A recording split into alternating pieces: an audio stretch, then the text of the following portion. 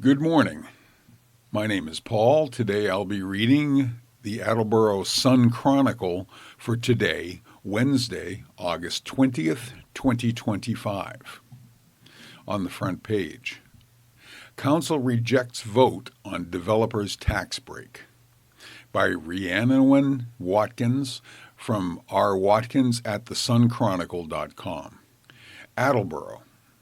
In an 8-3 vote, Tuesday evening, the City Council voted not to reconsider a tax break for Paragon Development's proposed apartment complex at 41 South Main Street, which means the site will remain a vacant lot for now. The council had initially voted 6-5 against the tax break in July, but Councillor Lori Sawyer filed a motion to reconsider, as those on the prevailing side of the vote can do so within 24 hours. Despite filing the reconsideration, Sawyer ultimately voted against the reconsideration vote on Tuesday, along with Council President Jay DeLisio and Councilors Diana Holmes, Todd Kobus, Nick Lavoie, Sarah Reynolds, Jonathan Tavares, and Ty Waterman. Council President Laura Dolan, along with Councilors Mike Angelo and Pamela Foa, were the only three who voted in favor of reconsidering the measure. When reconsiderations happen, the City Council first votes on whether to accept the reconsideration. If that fails, no revote will take place. If the measure passes, the Council will take a second vote on the matter. In this case, the initial vote to accept the reconsideration failed. The complex by Paragon Investments would have included 45 market-rate housing units, including 15 studios, 21 one-bedroom and 9 two-bedroom units, at an estimated value of $12 million. The complex would also have included podium-style parking with a total of 26 spots on a raised platform beneath the main building structure. The building would have sat next to Briggs Crossing, the company's other Main Street development, for which they received a tax break from the city in 2022. According to the city's timelines, the timeline of the proposed new tax break would have been 15 years, with the first 5 years providing tax relief on 70% of the project, dropping to 65% in 5 years, 5 through 10, and finally 60% in years 10 through 15. As long as the lot remains vacant, it will generate $34,000 of tax revenue over 15 years for the city. Without the break, if the developers had been able to pay full price for the property, the city would have gained $2.2 million of tax over 15 years. With the break, the city would have gained $840,560 over 15 years, but the developers told the council they couldn't afford the project without the break, so the $2.2 million was never an option. In her reconsideration letter last month, Sawyer said Planning and Development Director Gary Arasian and City Assessor Julie Hobson wanted to speak to the council one more time regarding the matter. Sawyer said because she considers it an important issue, she agreed to put it in for reconsideration. However, she expressed to the council on Tuesday evening prior to the revote that she still has many reservations. I continue to have concerns regarding the project, as I feel it would make things harder for many people, including current city residents and businesses, due to parking issues, she said. She listed lack of parking, recent stricter parking enforcement by the city, and the tax exemptions already given to Paragon for their latest development as her main concerns.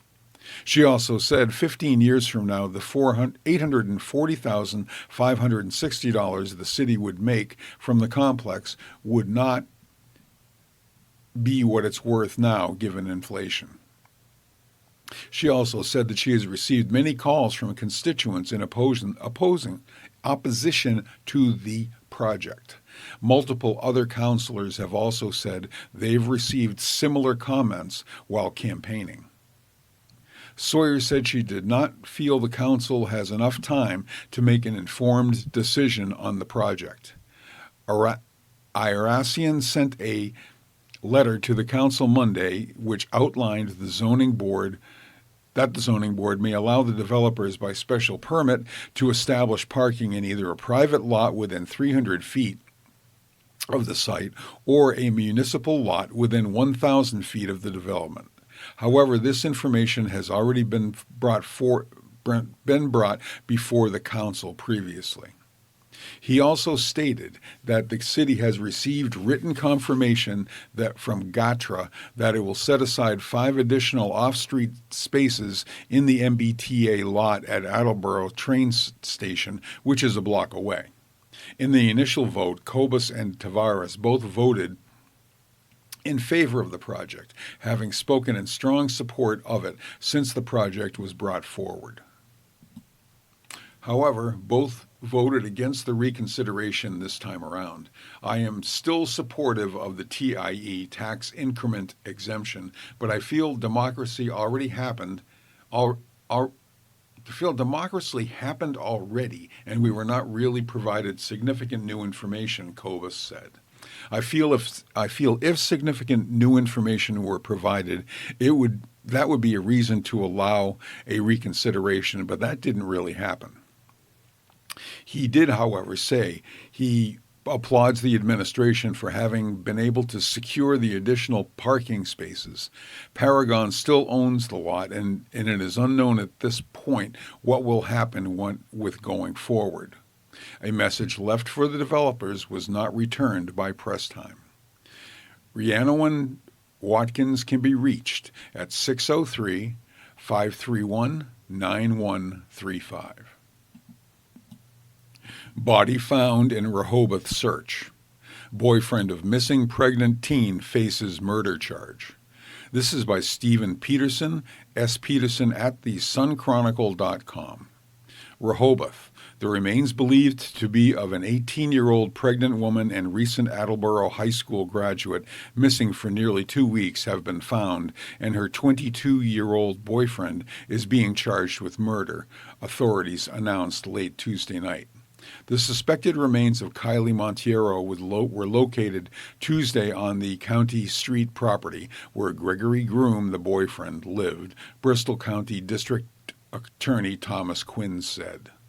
Groom is scheduled to be arraigned on murder charges Wednesday morning in Taunton Superior Court. Late Tuesday afternoon, the DA's office had announced Groom had been arrested and was being held without bail for allegedly assaulting Monteiro on August 6th, the day before he reported her missing. Groom was charged with aggravated assault and battery on a pregnant person and domestic assault and battery. He has also been charged with intimidation of a witness. The acts were committed at Groom's residence at 107 County Street, authorities said.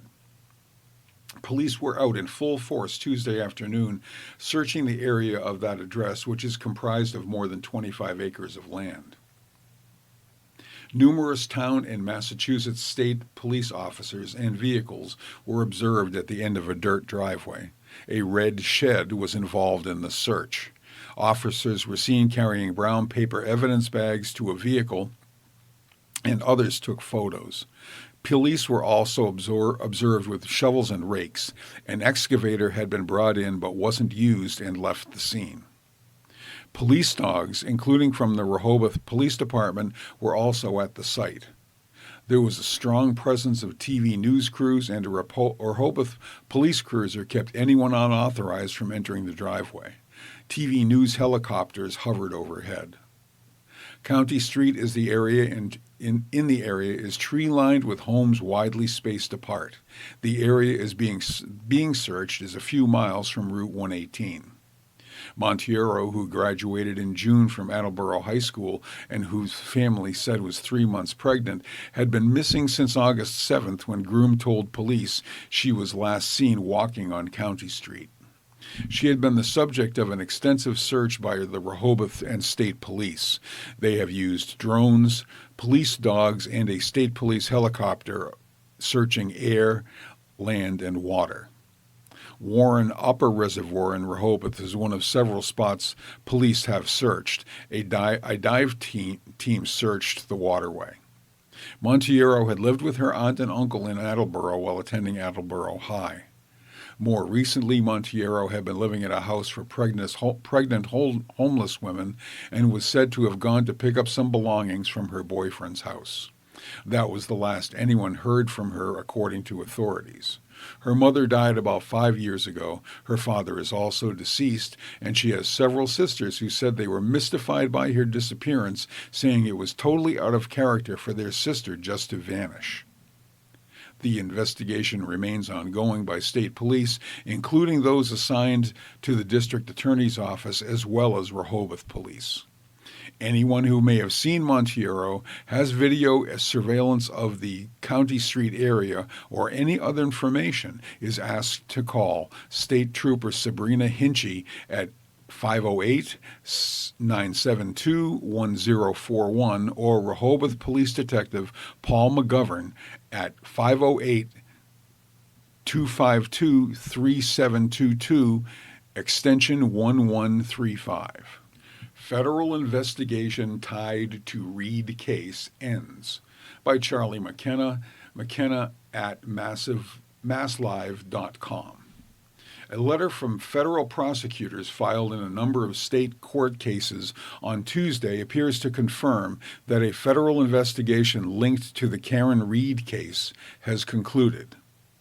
The August 5th letter is authored by First Assistant U.S. Attorney Catherine Ferguson and represents the first publicly released communication from the federal government since state prosecutors announced the close of the federal investigation. Ferguson, writing to First Assistant Norfolk District Attorney Lisa Beatty, says her office's investigation pertained to the circumstances underlying the Reed matter. Federal prosecutors have never publicly confirmed the investigation's existence, and it is not clear who, if anyone, was the target of the investigation. But Ferguson's letter and other correspondence between state and federal prosecutors verified that the federal government had collected evidence connected to the Reed case. In the context of the Reed case, the feds turned over 3,000 plus pages of evidence, including more than 100 pages of communications from former Massachusetts State Police Trooper Michael Proctor. Defense attorneys in several cases investigated by Proctor have had now access to those communications and have been lobbying the district attorney's office to review the remaining material for possible evidence related to their cases. But Ferguson indicated no such evidence existed. Since Ferguson's letter, federal prosecutors have softened their position and allowed state prosecutors to disclose materials generated in the Reed investigation not related to a grand jury convened by the feds.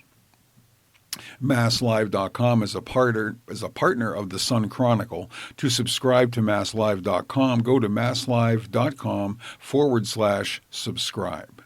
Area homes sales steady. This is by Tom Riley, T. Riley at thesunchronicle.com.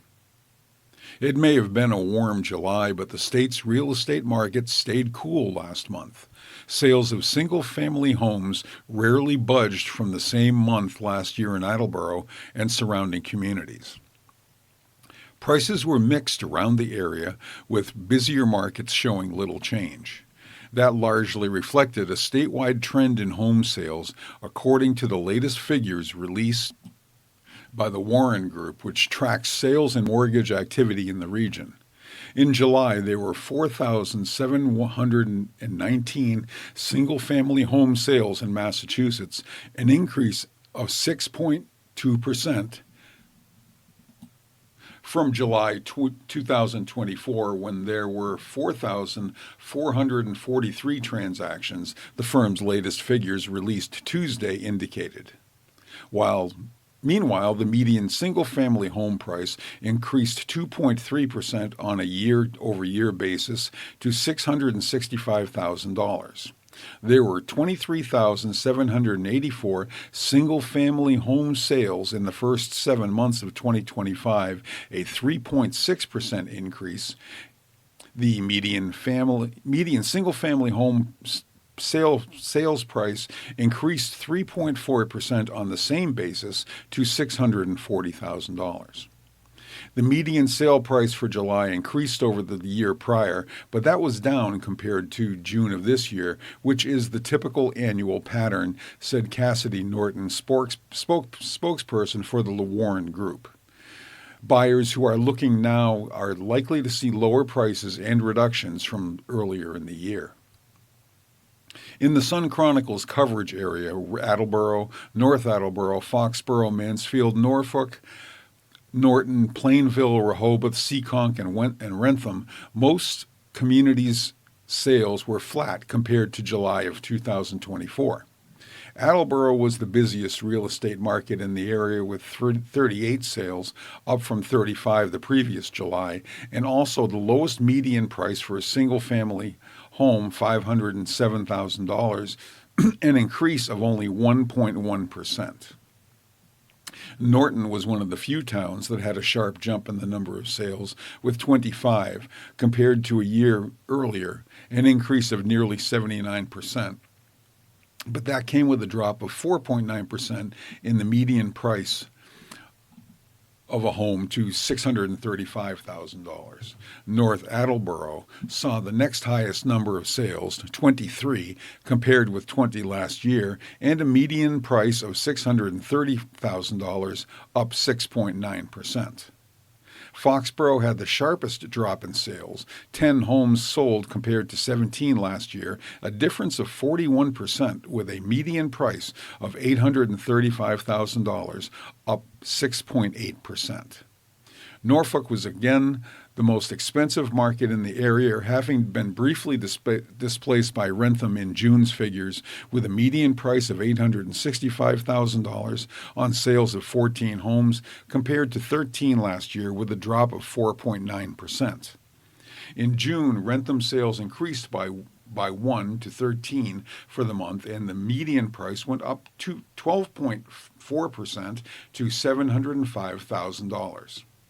Mansfield had 9 sales in July compared to 10 a year earlier, with a median price of $625,000, a drop of 10%.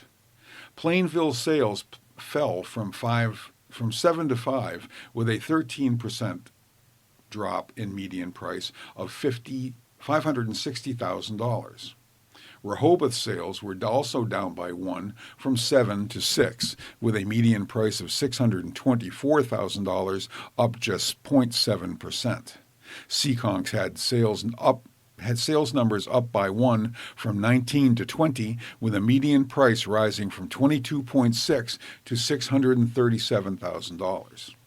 The Foxborough-based Massachusetts Association of Realtors saw hopeful signs in July's numbers. A sustained increase in new listings is an encouraging sign that the housing market remains active and is on a positive trajectory, said Sarah Gustafson, 2025 president of the statewide group. With inventory holding steady compared to last year, we're hopeful that both buyers and sellers will see more opportunities to achieve their housing goals within this competitive market, she said. World leaders hold hours of talks on Ukraine. This is by Darlene Superville and Amir Mahani, Associated Press. Washington. President Donald Trump on Tuesday offered his assurances that U.S. troops would not be sent to help defend Ukraine against Russia after seeming to leave open the possibility the day before. Trump also said in a morning TV interview that Ukraine's hopes of joining NATO and regaining the Crimean Peninsula from Russia are impossible. The Republican president, Ukrainian President Vladimir Zelensky, and other European leaders held hours of talks at the White House on Monday aimed at bringing an end to Russia's war against Ukraine. While answering questions from journalists, Trump did not rule out sending U.S. troops to participate in a European-led effort to defend Ukraine as part of security guarantees sought by Zelensky. Trump said after his meeting in Alaska last week with Russian President Vladimir Putin that Putin was open to the idea of security guarantees for Ukraine, but asked Tuesday on Fox News channels Fox and Friends what assurances he could provide going forward and beyond his term that American troops would not be part of defending Ukraine's border. Trump said, "Well, you have my insurance and I'm president." Trump would have no control over the U.S. military after his term ends in January 2029.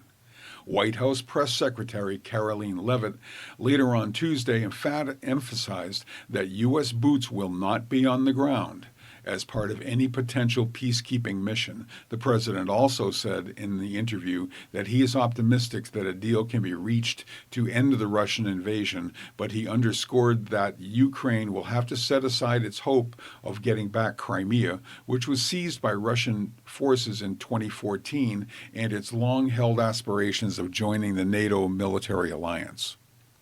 Both of those things are impossible, Trump said. Putin, as part of any potential deal to pull his forces out of Ukraine, is looking for the withdrawal of Ukrainian troops from the Donetsk and Luhansk regions, as well as recognition of Crimea as Russian territory.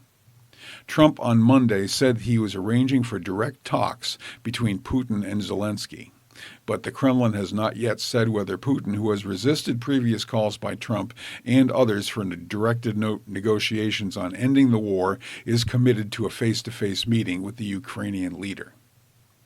Asked whether Putin has promised Trump that he'll meet directly with the Ukrainian leader, Leavitt responded affirmatively. He has, Leavitt said of Putin. Trump early on Monday during talks with Zelensky and European leaders said he was pressing for three-way talks among Zelensky, Putin, and himself. But after speaking to Putin later in the day, Trump said he was arranging first for a face-to-face between Zelensky and Putin, and the three-way talks would follow if necessary. It was an idea that evolved in the course of the president's conversation with both President Putin, President Zelensky, and the European leaders yesterday, Leavitt explained. Attleboro Library plans December closure for more renovation work. Editor's note, part of this story, was missing from Tuesday's edition of the Sun Chronicle. This is the story in its entirety. This is by Rhiannon Watkins, R. Watkins at thesunchronicle.com. Attleboro. The Attleboro Public Library will be closed for the month of December as its flooring and carpeting is being almost entirely replaced for the first time since the 1990s. Tentative dates for closure are December 1st through January 2nd, but director Amy Rillinger said these dates could change and the library will keep the public up to date as the renovations draw closer. December was chosen because it is a slower month for foot traffic at the library, she said. Rillinger said the first step is to move things out of the library before the new flooring can be installed. All flooring will be replaced except for the mosaic floor in the marble lobby and the floor in the first level lobby. The landmark building built at its current location in 1905 is considered a gem of Attleboro. It opened in 1907, costing around $85,000 to build, according to the library website. "I'm thrilled," Rillinger said. We have been working on getting at least the carpet replaced probably since I've been here 20 years. Not only is the carpeting old, Rillinger said, but the third floor carpeting was damaged from a roof leak while the building had a temporary roof for 3 years. The new flooring will have different colors which will be synced through the building. She said patrons will see a noticeable aesthetic difference in how the building looks, more so than the $6.9 million building envelope project the library underwent 4 years ago, which saw the replacement of the HVAC system as well as new windows, lighting, and roofing.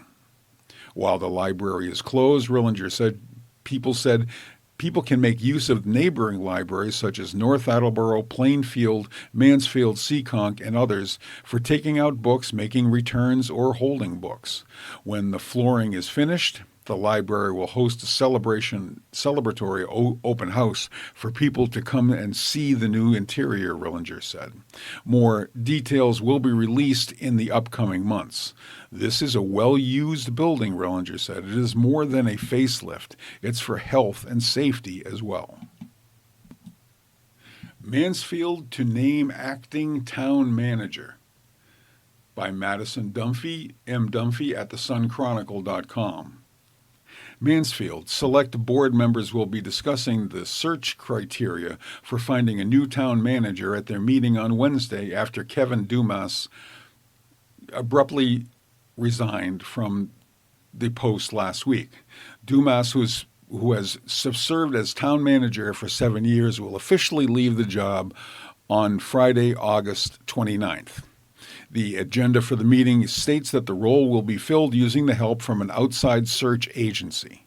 In the meantime, select board members will be appointing an acting town manager at the meeting while the search is being conducted. There will also be an update of the assistant town manager search after Matthew Violette took over as the new director of finance and operations on the school side. Violette, who has been the town accountant starting in January 2019 before being named assistant town manager and finance director, started his new position in July. The assistant position was advertised and hoped to be filled by the end of July. The Sun Chronicle reached out to the select board for more information about the meeting, but did not immediately receive a response.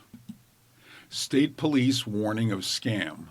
Massachusetts State Police are warning state residents of a phone scam. Police said they received nearly 100 calls reporting suspicious phone calls. The victims receive a call from a person claiming to be a Massachusetts state trooper with the Internet Crime Complaint Center.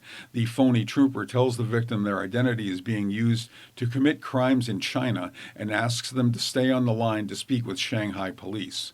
Police advise those receiving such calls to not give any personal information and hang up. This has been the Attleboro Sun-Times for today, Wednesday, August 20th. My name is Paul. Thanks for listening.